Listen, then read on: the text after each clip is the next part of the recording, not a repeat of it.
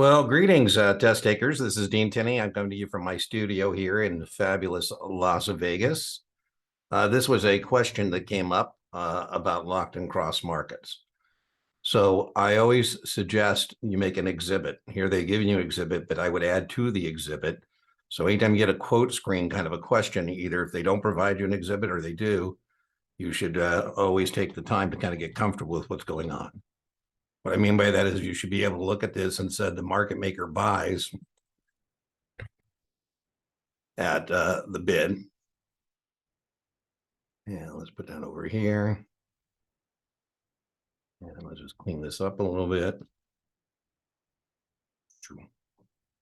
And the biggest problem that some people have, particularly they come from the packaged product area, is not understanding whose perspective that's from. Well, it looks like I didn't do as good a job as I thought. Let's put this here, put over here out of the way. And this is the price at which the market maker sells. So whenever a customer is looking at two prices, the customer always receives the low price, always pays the high price. What's that called? The securities industry. I'm joking, that's called the spread. Now, what you also need to be able to do when you get an exhibit like this is be able to figure out what is the inside quote or the inside market. And that is the highest bid and the lowest ask. So I should be able to look at this exhibit and say to myself, okay, well, what is the inside quote? Now, if this is NASDAQ security, what would be displayed on level one? It looks like right now the highest bid is $9.50 and the lowest ask is $10. And if you're an order entry firm, that would be important because your customer when he sells is going to get the low price, but you'd want your customer to get the highest of the low prices. So we should call as an order entry firm Raymond James. And my customer is going to buy, we should call UBS because we know the customer is going to pay the high price, but the lowest of the high. Now, if you're an order entry firm and one of these is your preference market maker, remember you're preferencing them, you're giving them order flow as an order entry firm. Well, then that preference market maker would honor the inside quote regardless of what they're displaying. What I mean by that is if Morgan Stanley is my preference market maker, even though they're displaying a quote that isn't competitive, they would give that inside quote to my customer. Locked is when the bid equals the lowest ask. So what I would suggest you do is play market maker here. So here comes Dean. Watch out, world. I'm going to enter my quote here. My market MPID, my market participant ID, is a 4-letter kind of vanity license plate. I'm joking, but Raymond James isn't on the screen, Raymond James, and Morgan Stanley isn't Morgan Stanley. Morgan Stanley would show up as MSCO. Okay, so now what I'm going to do is see what answers are offered to me. It's the market maker entering the quote that's responsible for making sure they don't walk or cross the market. So the first answer offered to me says if I enter, so I'm going to enter the first offer. I think of the answers as offers.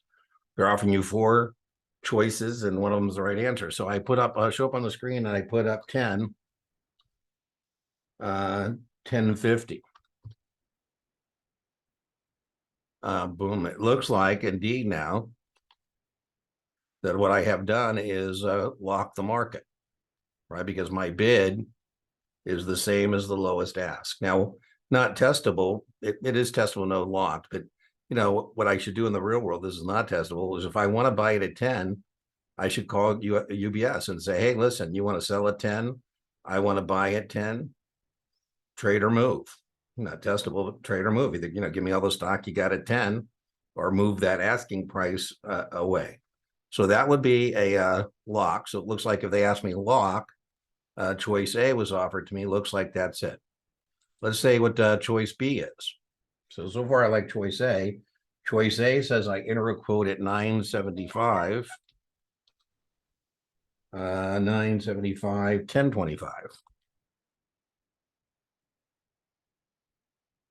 I don't think that I've done anything there, right? It looks like that now, by the way, that does change. That does change the inside quote, right? The inside quote now would be 9.75. I have the highest bid. By the way, very testable, Raymond James, and it's not supposed to call me and say, what are you doing, man? You're taking the juice out of the stock. Market makers aren't supposed to collude or be berated. God forbid Raymond James calls me and says, "Hey, Dean, Thursday's your day.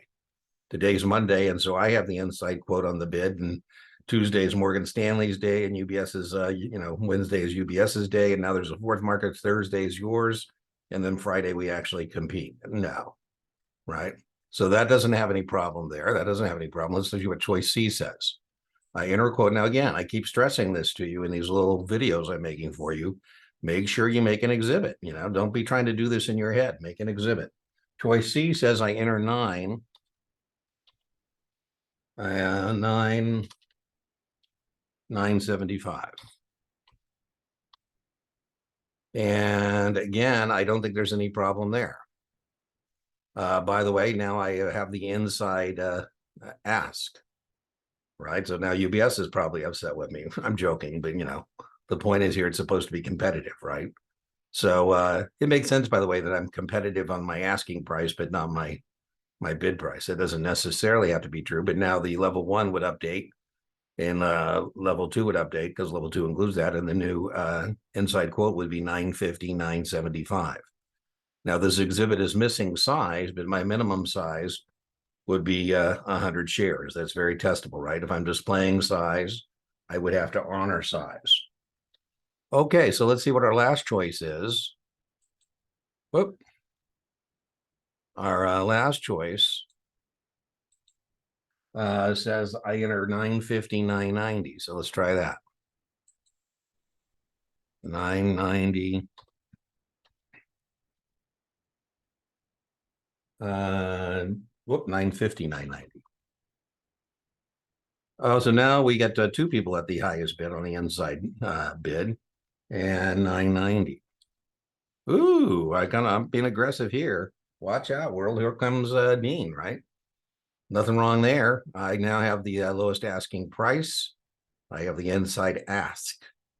So it looks like they were being asked about locked market, and that would have been choice A, where I enter a quote of 1050. By the way, this would be let me just show you a quote that would be a cross. In the real world, this isn't a problem because somebody would call me and say, "Dean, you must be new," but here would be where I've actually crossed the market, right? I now have a bid that's higher than the, or excuse me, that would be a lock. Let me fix that.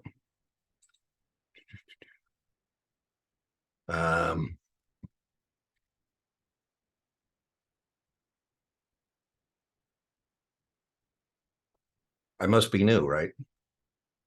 UBS is going to be all over me saying, "Well, Dean, why would you want to pay 1010 when I'm willing to sell it to you at 10?" So that would be a cross where the highest bid, 1010, is greater than the lowest ask, which is 10. So anyways, hope that was helpful. Like I say, on all our Reddit communities, so if you're 24, we have send your junior folks to our Reddit for SIE and Series 7. That's R Series 7. And if you have somebody who's taking a NAS exam, our sister Reddit is R66. That's for 63, 65s, and 66. And R Series 24, which you guys are participating in, guys and gals, is for 9s, 10s, and 24s. So on my YouTube channel, you can find a video. I posted that as well. And there's a 24 and a 910 playlist. It doesn't have as much stuff as I'd like. I'm going to take 3 or 4 weeks here in September and I'll try and build up the 9, 10, 24 content. It's just that, as you know, as principal, there's a lot more content and views on SIEs and 7s and 66s and stuff like that than there is 9s and 10s and 24s and 4s and 3s and that kind of thing. Anyways, I hope you're having a great week. And like I say, remember, inch by inch, your test is a cinch, and yard by yard, your test is hard. I'll see you for the next one. If you have any questions, like I say, just send them my way, put them on the thing, and I'll take care of them for you. Bye-bye.